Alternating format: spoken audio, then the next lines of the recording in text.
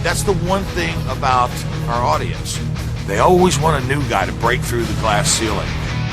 All you have to do is just be real. Allow me to reintroduce myself. I am the jabroni beating, pie eating, trailblazing, eyebrow raising, talking is done, you're out of your class, no sleep till Brooklyn, The Rock whips your ass. Woo! I wish you and King would quit talking. Welcome to Around the Ring, episode 49 for today, Monday, December 28th, 2015. I'm your host, Dave Brown. We are at the end of the year, and I hope everyone had a great holiday season with your Christmas and whatevers. And we did well here at the Brown family household. We had a lot of fun, so that was nice. This week, we are going to take a look back over the year that was 2015 in professional wrestling. What kind of a sad year it really was. And I've got some categories of things we're going to talk about. The Wrestler of the Year, Female Wrestler of the Year, Tag Team of the Year, Most Improved Wrestler of the Year, and so on. Similar kind of to the Slammies, but just my take on things. And we'll also talk about the Match of the Year. Now, last year, I put together an actual top 10 list of Matches of the Year. This year, there weren't, other than, there was the Match of the Year which stood out from the moment I saw it. There were other matches that I saw that were really freaking good. But a definitive list didn't really kind of fall into my head. So I do have a list of top Match of the Year candidates, and I may put together an actual post on our website, aroundtheringok.wordpress.com, for those of you who might want to check that out. I don't know if I'm going to or not.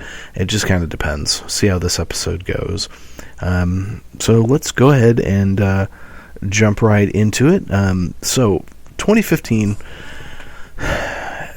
was so it's a really strange year. WWE sucked a lot of the year. And most of that had to do, in fact, all of that had to do with shitty booking and bad ideas by management.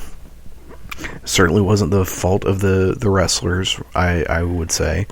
And the in-ring competition sure wasn't the problem. That was great. So let's start off with Wrestler of the Year.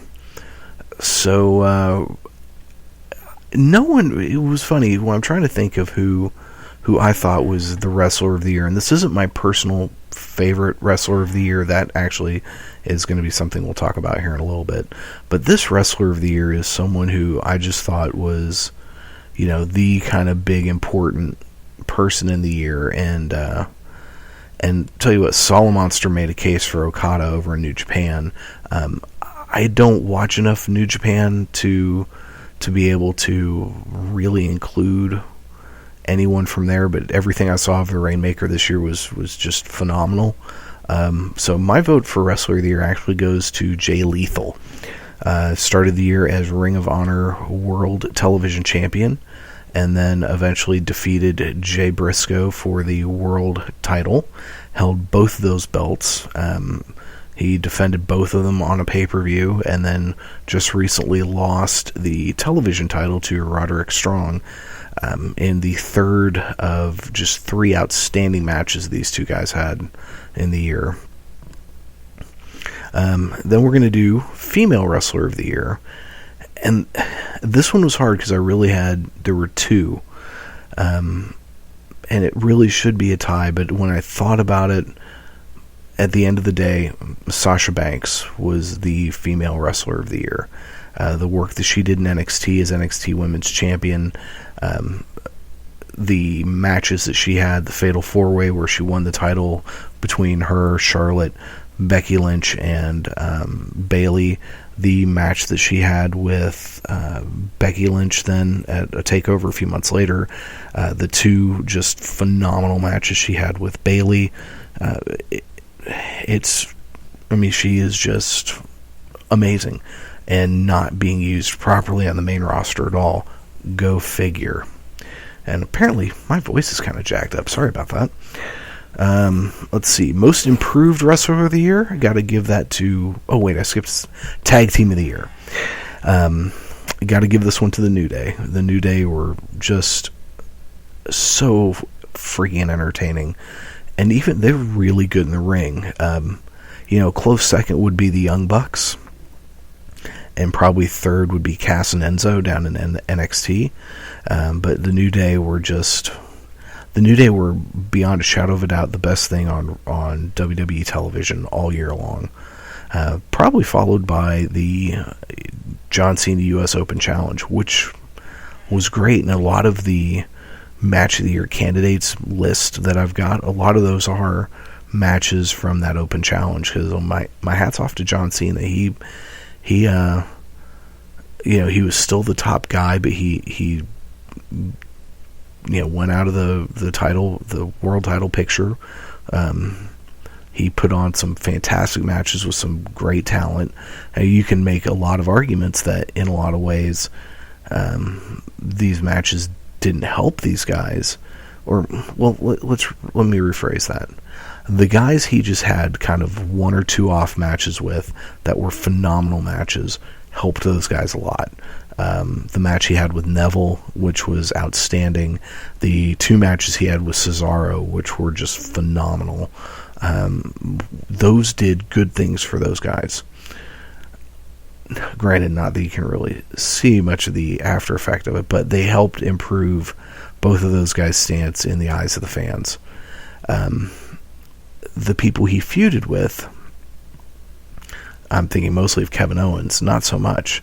I mean, Kevin Owens came in this blaze of glory, beat Cena at Elimination Chamber, and then subsequently jobbed out to him twice. And it was just, he should have won that series. He should have won the U.S. title, but he didn't. And eventually it went to Alberto Del Rio, which was, kind of strange, but anyway. So, most improved wrestler of the year, we're going with, I think, Baron Corbin. I think Baron Corbin has started off the year and late last year as having this great presence, but didn't really do much in the ring. His matches were 20-30 seconds. He hit his finishing move, and that was it. As the year went on, the crowds in NXT really turned on the guy because his matches got really boring. And so they used that and the fact that this guy is just a natural douche and dick to turn him into a heel. And he's gotten better in the ring. He's gotten better on the mic. And I think if they can tap into that personality of his that you see on Breaking Ground, he has a lot of potential. So, Baron Corbin, he's come a long way. Babyface of the year, without a shadow of a doubt, is Bayley. You could also give this to Sami Zayn, but he was out for such a long period of the year. But yeah, Bayley, she was the biggest babyface of the year, biggest babyface in all of wrestling. Heel of the year, I got to give this to BJ Whitmer, man. I tell you what, BJ Whitmer gets a reaction out of people, whether it is chants of shut the fuck up or whatever. He gets tons of heel heat. And it's not the kind of Sheamus heel heat, just fucking go away. It's the, I hate you and I really want to see someone just beat the utter piss out of you heel heat. So, BJ Whitmer, heel of the year. Double cross of the year, or heel turn of the year. I think this one goes to Adam Cole turning on Kyle O'Reilly at All-Star Extravaganza. Adam Cole was flirting with, becoming a babyface, and he pretty much did for a few months. And it's funny, Adam Cole is a guy who is absolutely beloved by the Ring of Honor crowds and the PWG crowds. And it doesn't matter that this guy is is a heel of heels. He comes out, he does his Adam Cole baby, and thing, and the place erupts. But man, when he was going babyface, the crowd was so into it. They so wanted him to be a good guy. And him turning on his best friend Kyle O'Reilly was just brutal. And this brings us to match of the year. So before I tell you what my favorite match of the year is, which anyone who's listened to this show at all probably knows which match I'm talking about, let's talk about some of the other matches that were fantastic. Now, admittedly, I had to go and, because I'd watched so much wrestling this year, a lot of it, and just the year I've had personally, so much is just kind of a blur. And so I looked at a lot of end of year lists to get ideas, reminders of stuff, and I've seen those and went, oh yeah, that was fucking awesome, or oh yeah, holy shit, that match was great. You know, a match like the Sasha Banks versus Becky Lynch at NXT TakeOver Unstoppable for the NXT Women's Championship. That's one that I had forgotten about. The all night long Lucha Underground Championship match, which was a Iron Man match between Prince Puma and Johnny Mundo. Another one that I had forgotten about. But then you had ones that I had remembered, like Grave Consequences. Speaking of Lucha Underground, the trios title matches that Angelico, Son of Havoc, and Ivelisse had, the ladders match, the match where they won the title, and then the match at the season finale where they lost the belts, or was it the next? See, it all runs together in my head. Anyway, those were amazing, and Angelico is just, he has a death wish. He will go jumping off of anything. Another one that I'd forgotten about was the Brock Lesnar, John Cena, Seth Rollins title match from Royal Rumble. But I watched some of that, and yeah, that was pretty fucking awesome. The Jay Lethal, Jay Briscoe match from Ring of Honor Best in the World was another great one.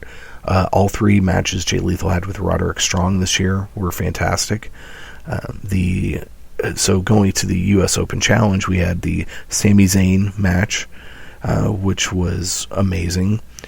We had John Cena's 2 matches with Cesaro, which were just unfucking believable. And those were just stellar matches.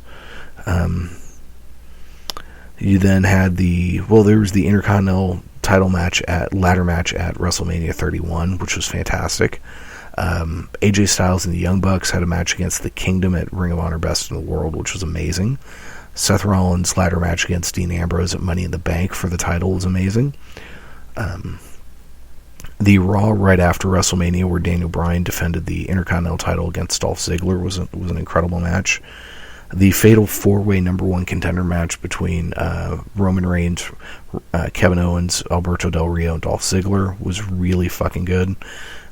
The Roman Reigns against Cesaro, also number 1 contender or match in the tournament for the title, was really, really good. The Iron Man match for the NXT Women's Championship, Bayley versus Sasha Banks at NXT TakeOver Respect, another one that was just incredible. Trying to I know there's something I'm forgetting. I've already mentioned that one. The Prince Puma. Really, the entire season of Lucha Underground is definitely worth watching.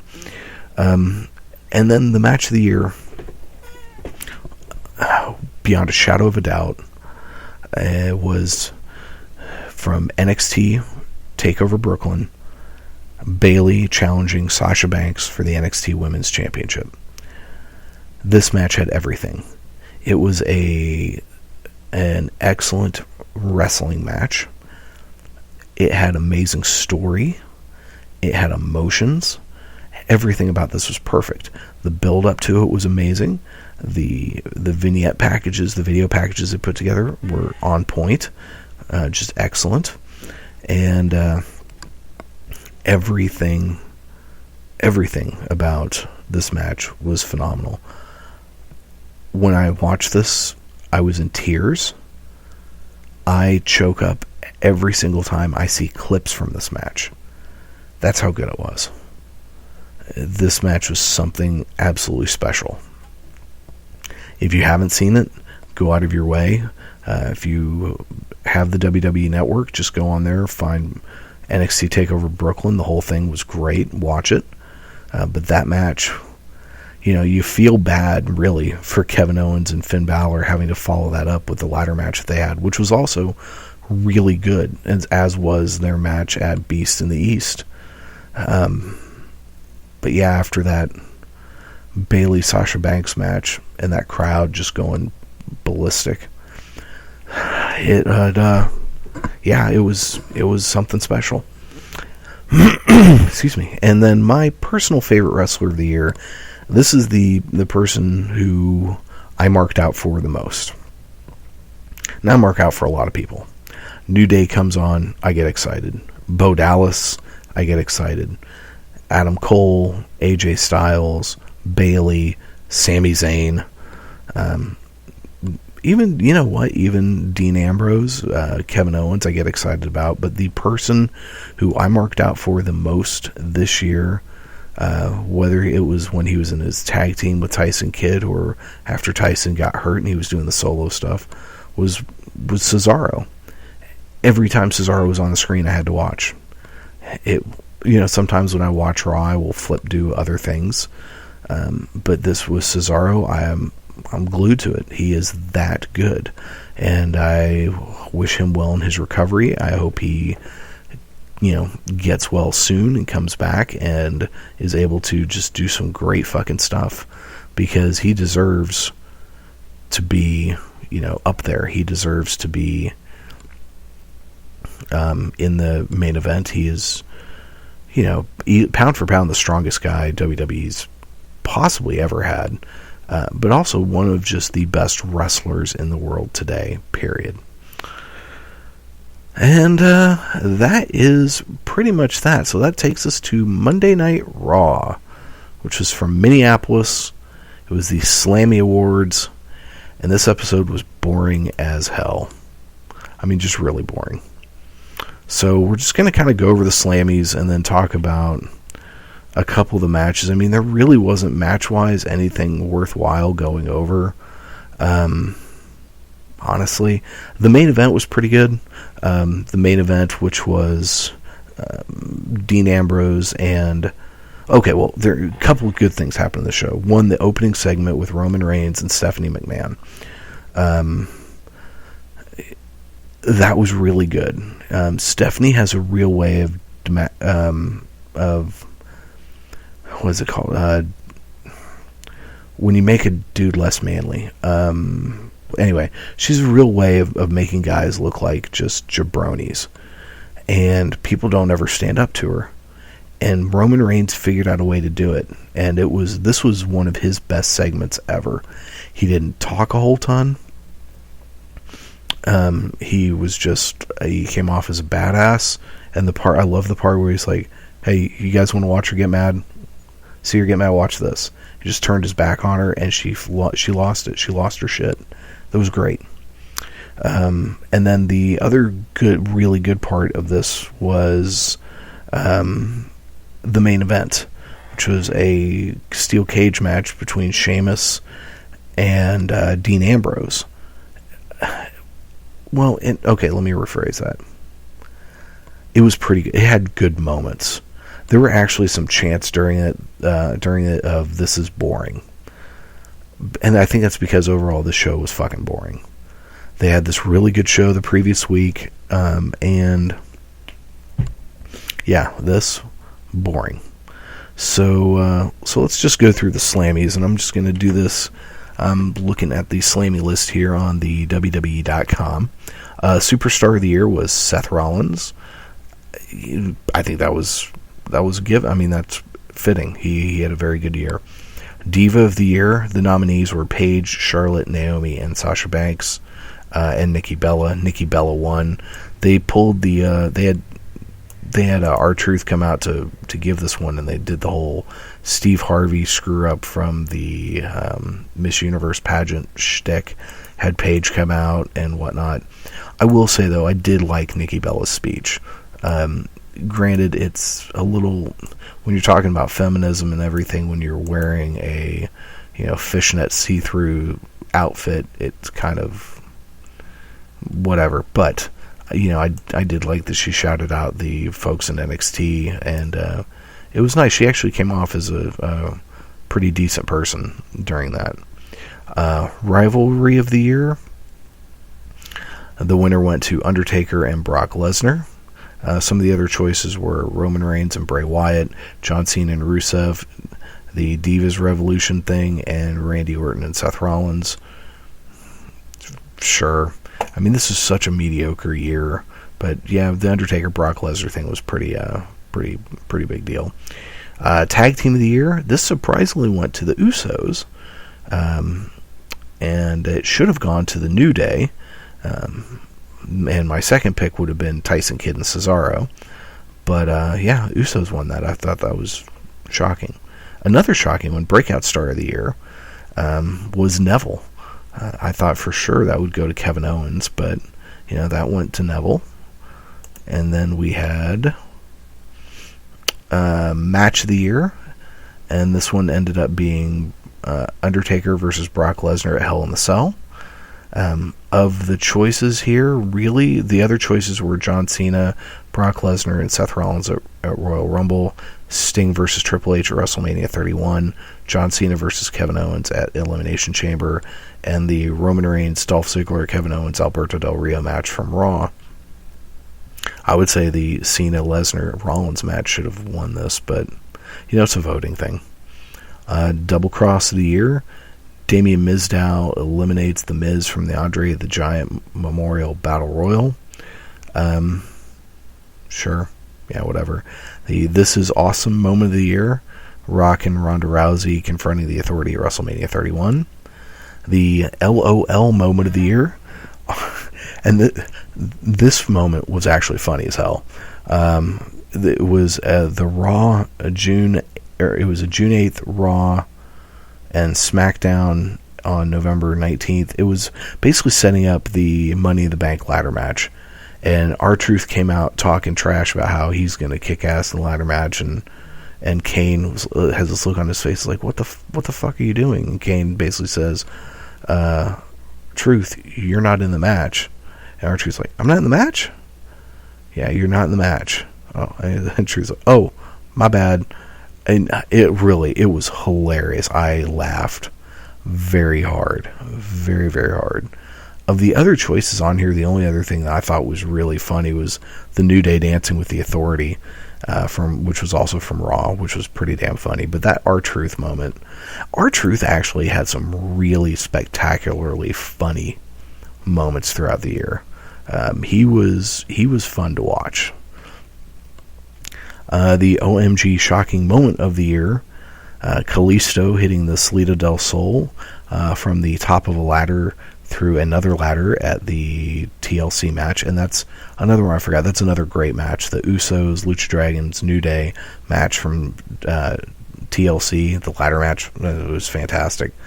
So some of the other choices were Seth Rollins cashing in his Money in the Bank contract at WrestleMania 31, the Wyatts attacking Undertaker at Hell in a Cell, Brock Lesnar F5ing Michael Cole, and Sheamus cashing in his Money in the Bank contract at Survivor Series.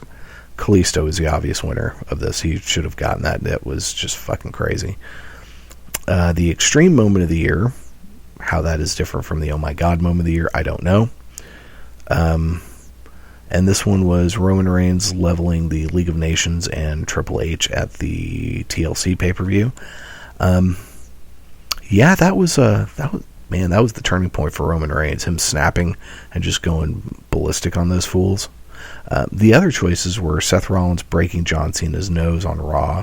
That was a pretty good moment. Undertaker and Brock Lesnar get into a massive brawl. That was a great brawl. Luke Harper powerbombing Dean Ambrose through a ladder at WrestleMania 31. That was pretty awesome. And Neville's money diving crossbody off the ladder on Raw. I don't remember that. Huh. Yeah, I don't remember that one. Weird. And then we had the surprise return of the year, and this went to Sting, pretending to be the Seth Rollins statue on Raw. Yeah, I mean, I would have given this to probably the Dudley Boys returning, but the best John Cena US Open Challenge. This one went to John Cena versus Cesaro from the Raw on July 6th. That was absolutely the one it should have gone to. It was funny, Wrestling Soup were laughing about this category, saying, is this something that's going to happen every year? And I saw this category as the U.S. Open Challenge was such a big part of Raw this year that giving it its own one-time Slammy was a good idea. Because these were some outstanding freaking matches. And the options on here, these were all good matches. Cena against Ziggler, Cena against Sami Zayn, Cena against Ambrose, and Cena against Neville. Those were all great fucking matches, but that one with Cesaro was one where you actually thought Cesaro might win. The hero in all of us, well, who fucking cares? That goes to John Cena. Hashtag of the year, oh god, that's so cringeworthy. Hashtag Suplex City.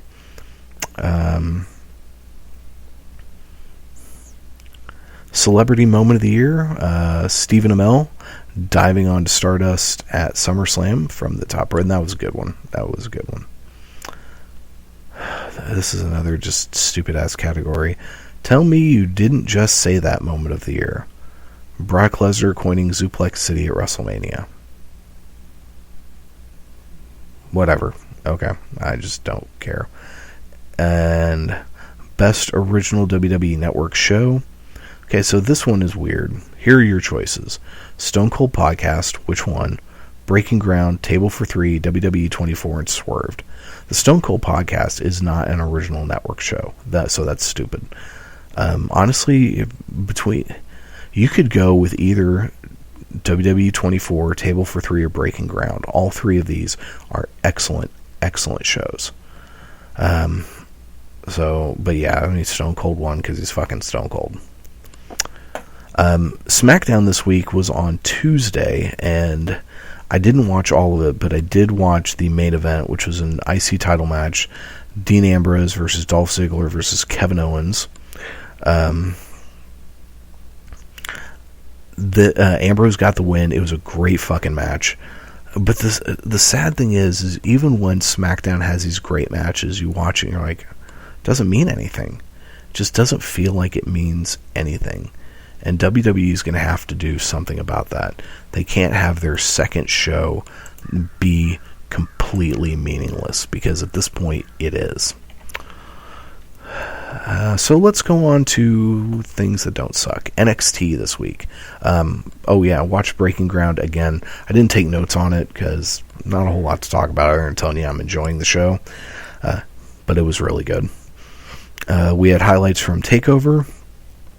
And the show opened up with a fatal four-way tag team match. The Vaudevillains versus the Hype Bros versus Blake and Murphy with Alexa Bliss versus Jason Jordan and Chad Gable.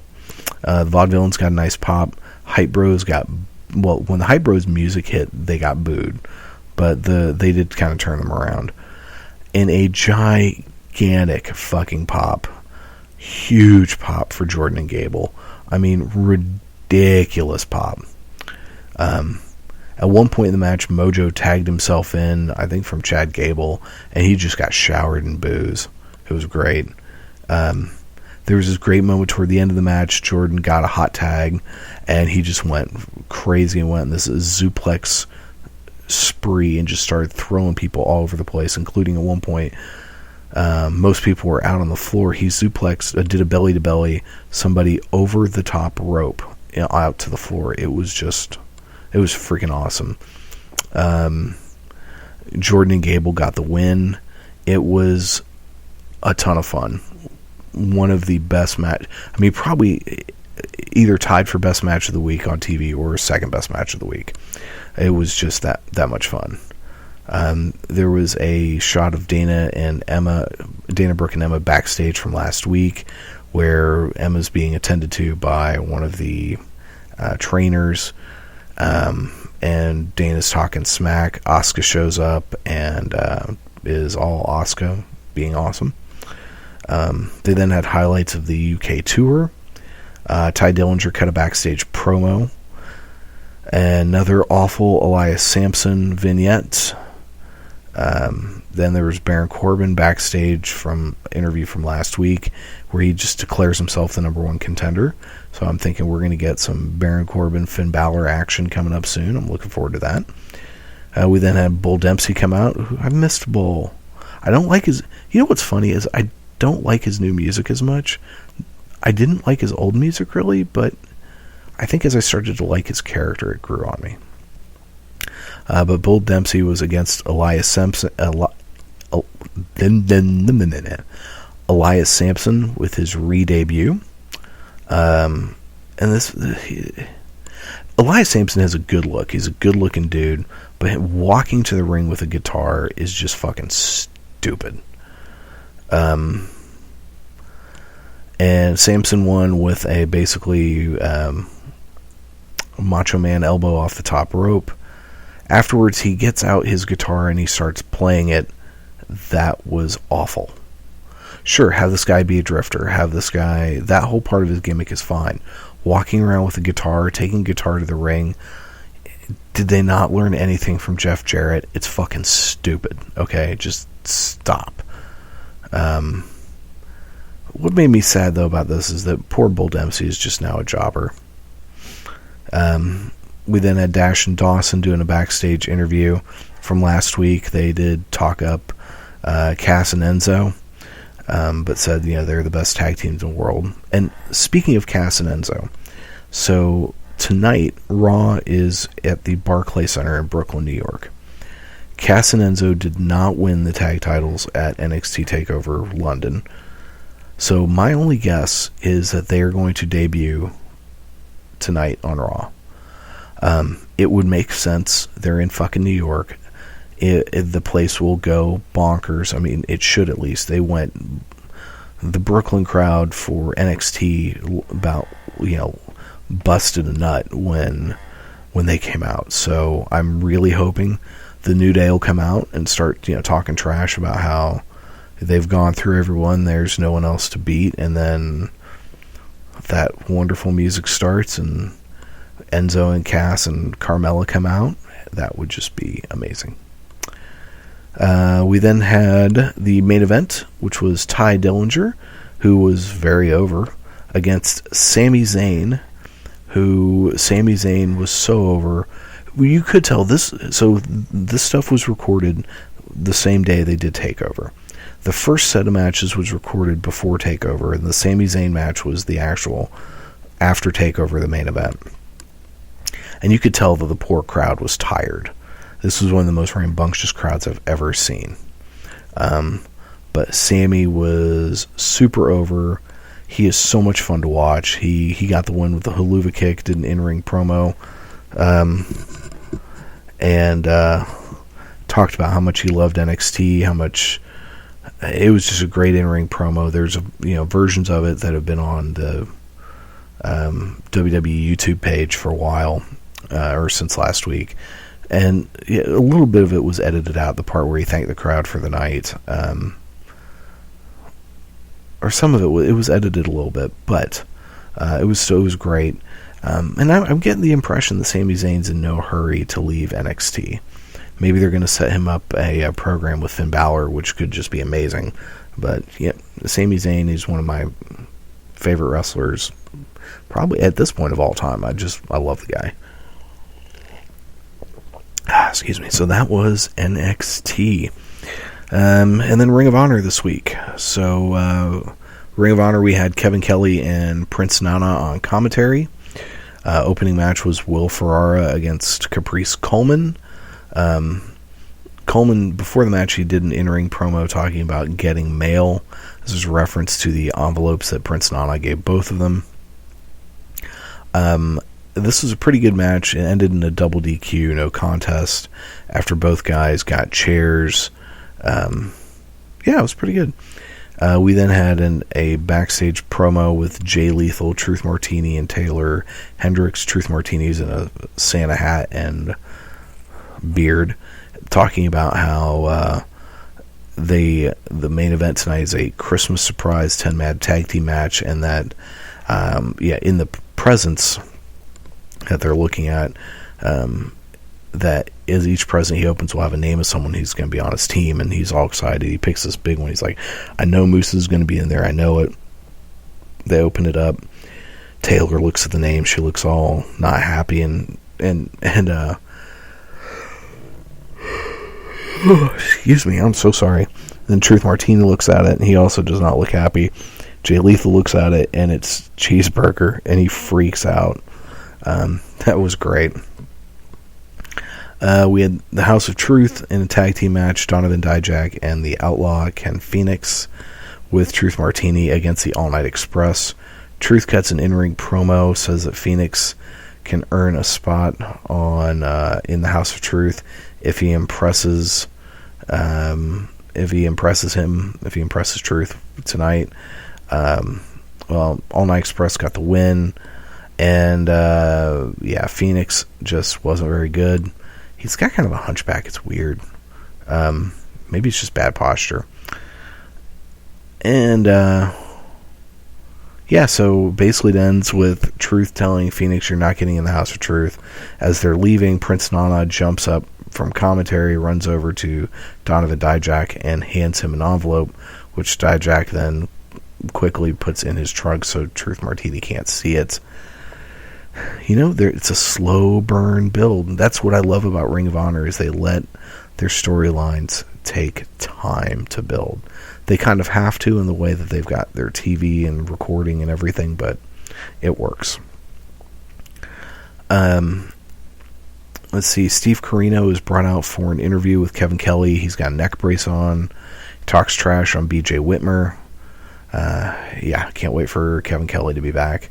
He was on commentary at Final Battle, but under the guise of Mr. Wrestling number 3. It was great. And then the main event, the Christmas surprise 10-man tag team match with Team Strong, Roderick Strong's team captain, against Team Lethal, Jay Lethal being the captain. And this is a match where the participants were all picked basically at random. So Team Strong was Roderick Strong, Cedric Alexander, Mark Briscoe, Moose, and Matt Jackson of the Young Bucks. And then Team Lethal was Jay Lethal, Cheeseburger, Adam Page, Cliff Compton, and Jay Briscoe. This was so much fun. And more I think about match of the week. Team Strong got the win. You just have to go and watch this. Cheeseburger was super over at the end of it. Basically at the end of the match, all the baby faces were in the ring, and they're all kind of congratulating Cheeseburger. There's even a great moment where Jay and Mark Briscoe went at each other. It was a lot of freaking fun. A lot of fun. So that's the programs for the week. And let's real quick, there's one other story I wanted to talk about before we head out of here. Well, one of the rumors that Bill Goldberg might be coming for WrestleMania 32. They're getting desperate. But What Culture had a piece that they did, the 10 most underrated wrestlers of 2015. So we're going to go through this list real quick. Number 10 is Titus O'Neil. Titus is a great personality, but he's not the best wrestler in the world. Number 9, Damian Sandow. Absolutely, that guy just does not get used properly. Number 8, Kalisto. I think I'll agree with that. Number 7, Emma. Yes, Emma is very underrated. She's doing much better though in NXT. Number 6, Rockstar Spud. So this is not just WWE stuff here. I can see that, though I don't watch TNA. I can see that, though I will probably check out their first that live episode that they're going to do on when they move to Pop. Number 5, Xavier Woods. Underrated as a in-ring performer, yes, I agree. He gets so much he's so good on the mic, though, and that's really where his strongest suit is. Number 4 is Neville. Got to agree with that. That guy is a phenomenal talent and just doesn't get much use at all. Number 3, Luke Harper, A fucking men. That guy is just a beast. Number 2, King Barrett. Sure. I wouldn't put him anywhere near this high in the list, but he's definitely underrated. And number 1, my man, Cesaro. Best wrestler in the world today, I would say. Yes. So that was a pretty interesting list. I'll have the link in to this on our webpage for the episode. So that's going to do it. Another short one this week. Just no time for fucking around. And yeah, it's cold as hell here in Oklahoma. If you guys are in Oklahoma, stay safe out there. Weather is wintry and all that good stuff. So thank you guys for listening. For anyone who has checked out the show this year, I really do appreciate it. For those of you who've listened, thank you very much. I hope that you continue to do so. Also, check out my friend Steve and I have started a new weekly podcast that drops on Sundays called Nerdopolis. You can check us out at nerdopolis.us, where we just talk about all things nerdy. Books, comics, TV shows, movies, all that good stuff. But that's going to do it for Around the Ring for this week. Don't forget to check us out. Follow us on the Facebook and the Twitter. The handle there on both is Around the Ring OK. And hey, I am looking for another co-host, so if you're interested, shoot me a tweet or send me an email, aroundtheringok@gmail.com. So again, thank you everybody. Hope everyone had a safe and happy holidays. Be safe out there for New Year's. So lots of crazy people do some stupid shit when they get drunk. So please don't be one of those. Stay safe, and as Jerry Springer always says, take care of yourselves and each other. You've been listening to Around the Ring on the Spark Radio Network. All you have to do is change your point of view and believe. Austin 316 says I just whipped your ass. Damn! Woo! This sucks more than anything that I've ever sucked before. What? It's for charity.